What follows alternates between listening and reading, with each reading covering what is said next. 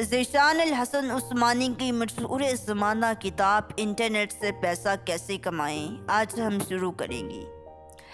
گھر بیٹھے بغیر سرمایہ کاری کے فری لانسنگ اور پیسہ کمانے کے درجنوں طریقے اس کتاب میں ایڈیو سیریز۔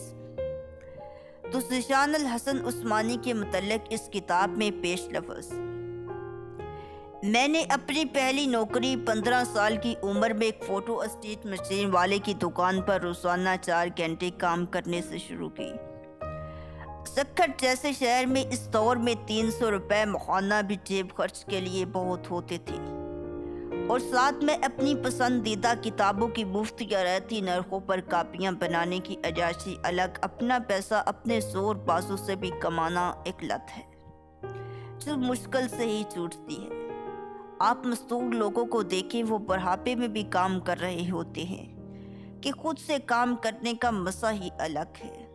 اللہ سائیں کا فضل ہوا کہ اس دن کے بعد سے آج تک روزگار چل ہی رہا ہے، اور صحیح معنوں میں بے روزگاری یا اہلیت کے باوجود کام نہ ملنے کی اذیت اور تجربے سے تقریباً ناواقف ہی رہا۔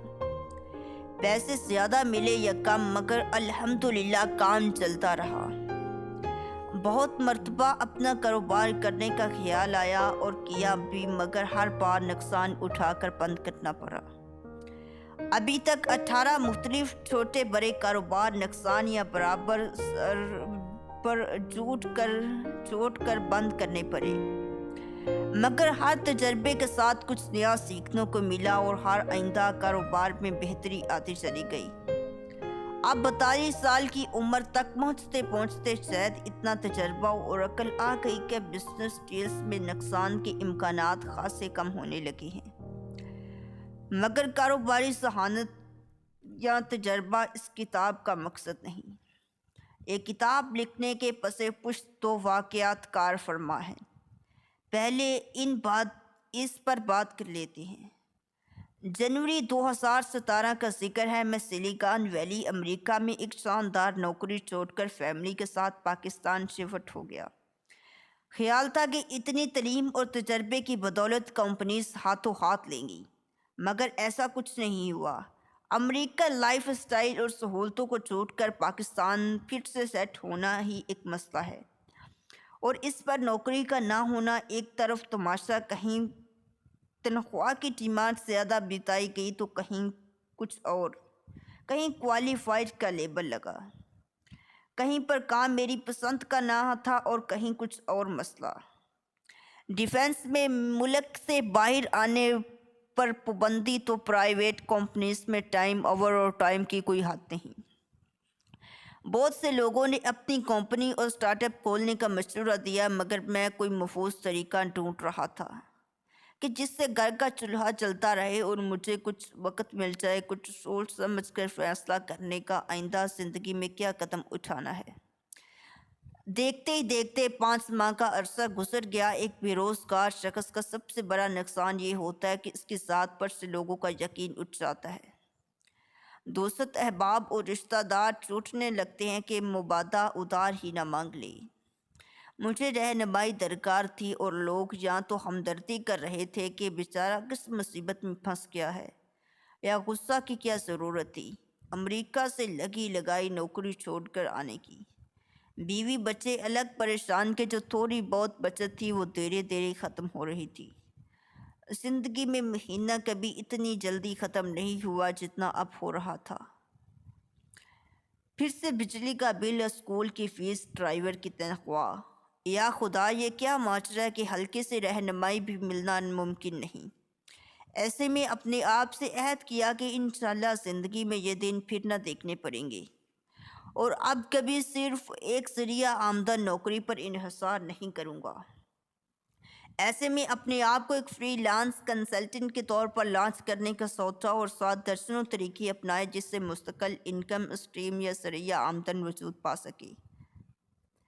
پیسے کتنے کماؤں گا یہ نہیں سوچا، 1 روپیہ ہی کیوں نہ ملے، مگر ہر طریقہ آزماؤں گا جس سے رزق حلال میں اضافہ ہو سکے، اور یوں اس کتاب کے اسباق ملتے چلتے گئے۔ دوسرا واقعہ کرونا وائرس کا ظہور ہے۔ لاکھوں لوگ بے روزگار ہو گئے، گھر سے کام، فری لانسنگ اور ریموٹ ورک سے زیادہ قابل عمل نظر آنے لگے، اور بلا مبالغہ ہزاروں لوگوں نے ای میل اور میسیجز کا سلسلہ باندھ دیا کہ انہیں گائیڈ کرو۔ آج میں ان کی اذیت اور پریشانی کو سمجھ سکتا ہوں، تو میں نے آن لائن کاؤنسلنگ کا سلسلہ شروع کیا، اور اس کے نتائج میری توقع سے کہیں زیادہ بہتر نکلی۔ جو باتیں ٹپس میرے لیے معمول کی بات تھی، وہ لوگوں کے لیے مشعل راہ اور ایک باعزت روزگار کا ذریعہ بن گئی۔ 4 سال پہلے آسمان سے گر کر جس کھجور میں اٹکا تھا، معلوم ہوا لوگوں کی نسلیں اس کھجور تک پہنچنے میں لگ جاتی ہیں۔ تو سوچا جو کچھ سیکھا وہ کتابی شکل میں شائع کر دوں کہ صدقہ جاریہ بنے۔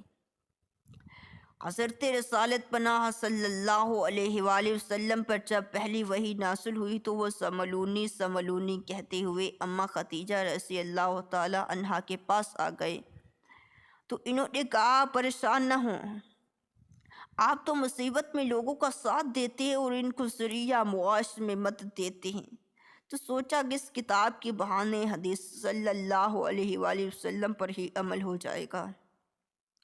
اگر آپ میں سے کوئی بھی اسے پڑھ کر کچھ کما سکا تو میں سمجھوں گا کہ میری محنت وصول ہوئی۔ میں نے اس کتاب میں صرف وہ طریقے درج کیے ہیں جن سے میں بذات خود پیسے کما چکا ہوں یا کما رہا ہوں۔ میں نے اپنے بچوں کو بھی یہ طریقے سکھا دیے ہیں اور وہ بھی پیسے کما رہے ہیں۔ الحمدللہ آج میری 11 انکم اسٹریمز ہیں، کچھ چھوٹی تو کچھ بڑی۔ کسی سے صرف بجلی کا بل نکلتا ہے، مثلاً یوٹیوب، تو کسی سے بچوں کی اسکول فیس فیس بک، کوئی مکمل بچت میں جاتی ہے، کس سے کی یہ کتابیں چھپوانے کے پیسے حاصل ہوتے ہیں۔ امید ہے کہ آپ بھی اس کتاب کو پڑھ کر اپنے لیے اضافی ذریعہ آمدن تلاش کر سکیں گے۔ ایک کام کی بات عرض کروں، ان اضافی انکم اسٹریم میں سے کوئی فیصد اللہ اور اس کے بندوں کے لیے بھی سوچ لیجئے۔ دیے میں سے دینا کیا بھاری کام ہے۔ اپنی آراء سے ضرور نوازے گا۔ طالب دعا ذیشان الحسن عثمانی۔